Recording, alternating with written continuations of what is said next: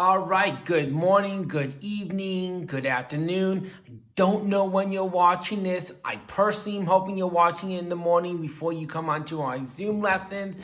But whatever you're doing, whatever works for you and your family, that's what's important. So today is going to be our first day where we are going to be learning something new.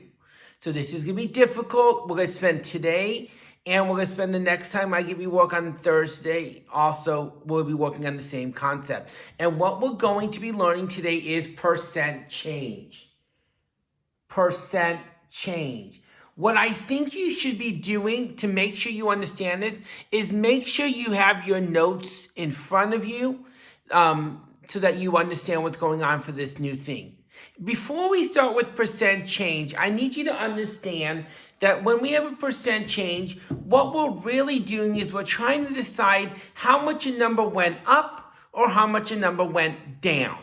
People do this for a lot of different reasons. One of the most common reasons that a lot of us do this is like when we're talking about weight loss, how much weight have we lost?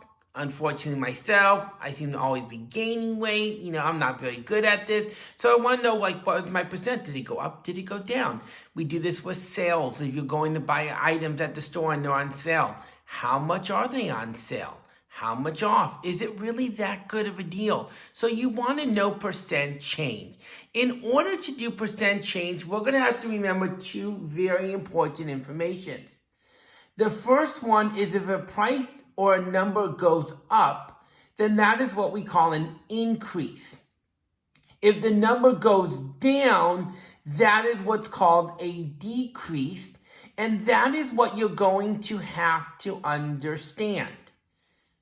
You're going to need to know, does the number start by does it go bigger or does it get smaller? And we're going to use this increase and decrease at the very end to label our answer. So remember, an increase goes up, a decrease goes down.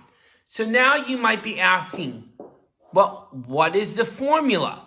So I got the formula here for you right now. And the way I write it in shorthand, I write L minus S over O times 100 equals your answer with the label. But I know you're sitting there like, Mr. Shulman, what do those letters mean? Like, we haven't learned this yet. L, S, O, what does it mean? So I have written it out on this board for you, which I think will help. L means the largest number. You're going to read the word problem and you're going to have to answer the largest number. What is the smallest number? Look for the smaller number. That's the easy part. The harder part is right here that I'm pointing to right now, which says the original number. That means, what did you start with?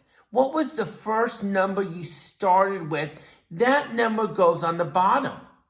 Then you're going to do L minus S, largest minus smallest, over original.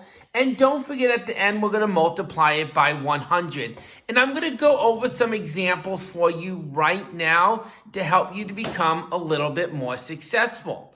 So there are two examples in your notes, so you can use that. But for this online video that I'm making, I'm going to show you two videos, two problems. And the first problem looks like this. It says, Jane sold 30 boxes of cookies on Monday and 45 boxes on Tuesday. What was her percent change?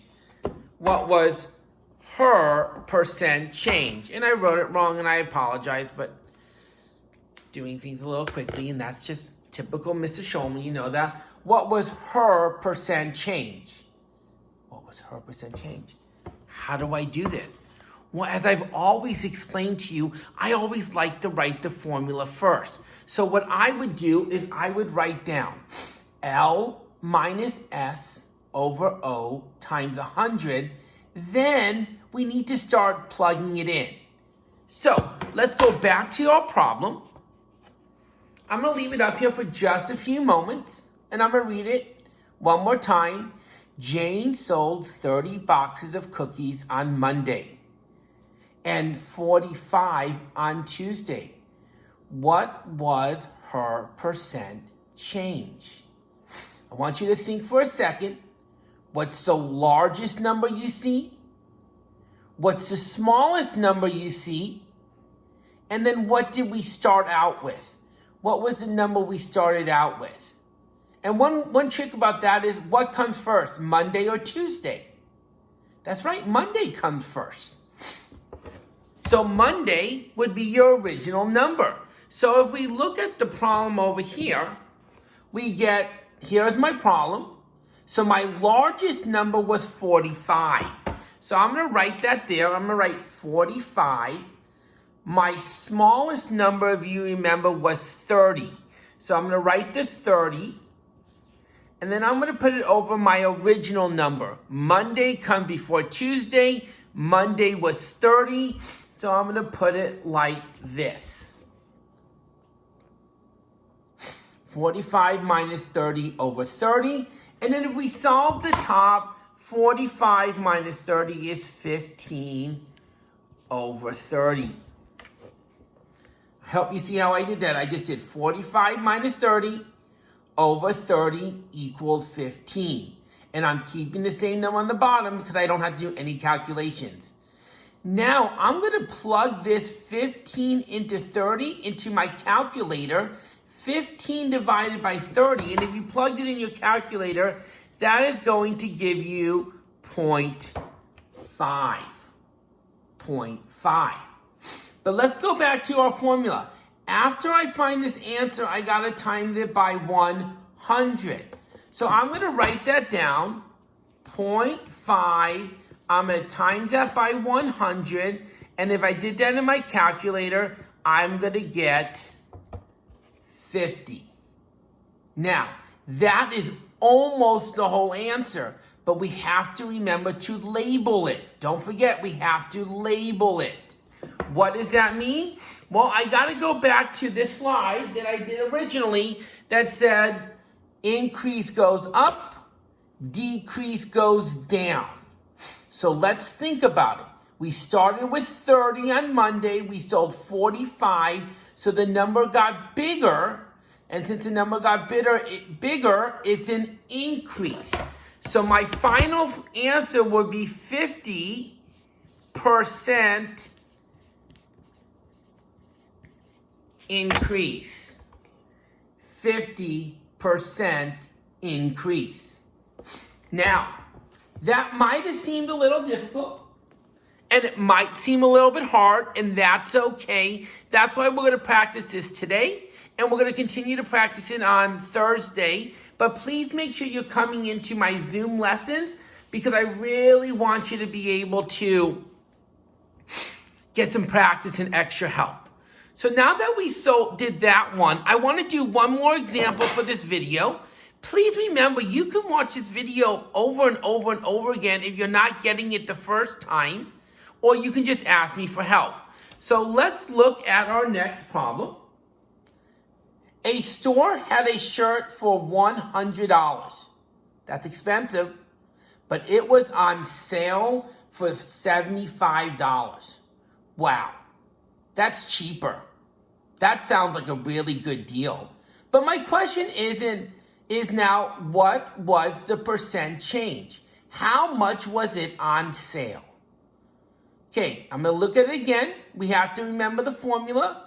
Largest minus the smallest over the original number. What's the largest number? What's the smallest number? And what did it start out as? Think about it for a little bit. Hopefully you've come up with the largest and the smallest and the original. And right now we're going to go back to solve it. I have my formula. L minus S over O times 100. I'm now going to fill out the largest minus the smallest. And it said the shirt was $100. And then it became 75. So that meant my largest number was 100. Minus the smallest number was 75. And my original number, what did it start at? The shirt started at $100.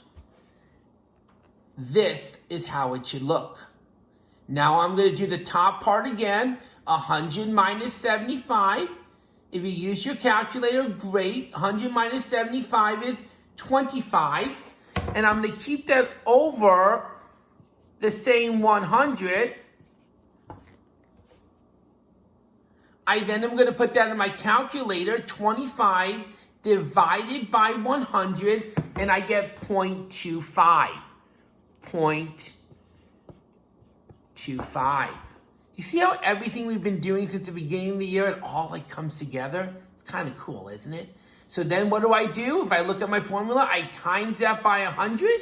So I have 0.25 times that by 100, and I'm going to get 25%.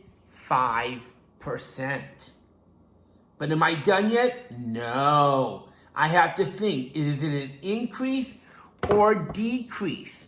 Well, I'm going to write my 25%. The shirt started at $100. It's now only $75. So the price went down. So that is a 25% decrease. D-E-C. I am spelling in my head so I don't spell it wrong for you guys.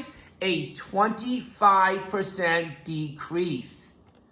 And that is what your answer is. I hope this video helped you. I hope that you're going to be able to do this. The main thing is remember the formula. Largest minus the smallest over the original number. That is the most important thing for you to get through right now. And we can work on multiplying by 100 and labeling it as we go through. If you have any questions, let me know. And I'm here to help anytime I can. Thanks.